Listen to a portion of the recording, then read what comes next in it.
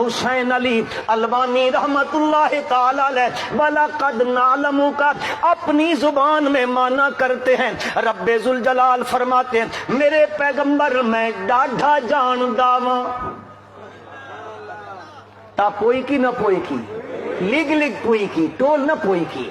وَلَقَدْ نَعْلَمُ أَنَّكَ يَضِيقُ صَدْرُكَ بِمَا يَقُولُونَ. میرے پیغمبر صلی اللہ علیہ وسلم میں جانتا ہوں ان کی باتوں کی وجہ سے یہ جو ظالم آپ کو کبھی مجنون کہتے ہیں, کبھی ساحر کہتے ہیں, کبھی دیوانہ کہتے ہیں, کبھی کیا کہتے ہیں, کبھی کیا کہتے ہیں. وَيَقُولُونَ أَإِنَّا لَتَارِكُو آلِهَتِنَا لشاعر مجنون. کبھی کیا کہتے ہیں میرے پیارے پیغمبر صلی اللہ علیہ وسلم وَلَقَدْ نَعْلَمُ أَنَّكَ يَضِيقُ صَدْرُكَ بِمَا يَقُولُونَ. یہ جو باتیں کرتے ہیں ہم جانتے ہیں آپ کا سینہ مبارک ان کی باتیں سن سن کے جو ہے وہ تنگ ہونے لگ جاتا ہے. میرے پیارے پیغمبر صلی اللہ علیہ وسلم کیا ان کو کہتے تھے؟ اللہ کا قرآن کہتا ہے کبھی وہ ویسے تو نہیں کہتے تھے مجنون, کبھی شاعر نہیں کہتے تھے, بلکہ انہم کانوا اذا قیل لہم لا الہ الا اللہ یستکبرون ویقولون ائنا لتارکو آلہتنا لشاعر مجنون. نبی اکرم صلی اللہ علیہ وسلم ان کو دعوت دیتے تھے اور کہتے تھے لا الہ الا اللہ, لا الہ الا اللہ, لا الہ الا اللہ. اس کے جواب میں وہ کہتے تھے ہاں جی تم علیاذ باللہ مجنون ہو, ساحر ہیں, ہم ان کے کہنے پر اپنے الہوں کو چھوڑ دیں. اور میرے بھائیوں یہ بات اپنے ذہن میں بٹھا لو, اس اجتماع کی وساطت سے یہ بات میں کہنے لگا ہوں, اپنے ذہنوں میں بٹھا لو.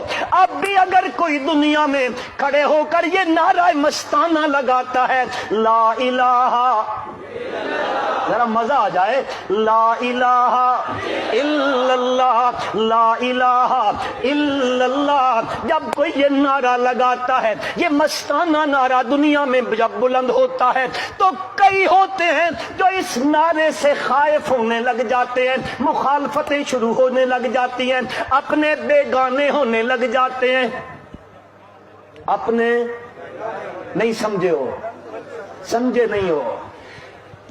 او یاد ہے احد میں واپس کچھ آ گئے تھے نا, آ گئے تھے, پتہ نہیں تم سمجھے ہو یا نہیں سمجھے ہو, اللہ کرے سمجھ میں آ جائے. بچو ان سے, بچو گے نا, بچو گے نا. ہاں ہاں وہ چونکہ مطلب اور ہوتا ہے. الحمدللہ ثم الحمدللہ ہمیں پنپیر کے مرکز سے محبت ہے قرآن کی وجہ سے. ہمیں کوئی ذاتی نہیں ہے, ہم کسی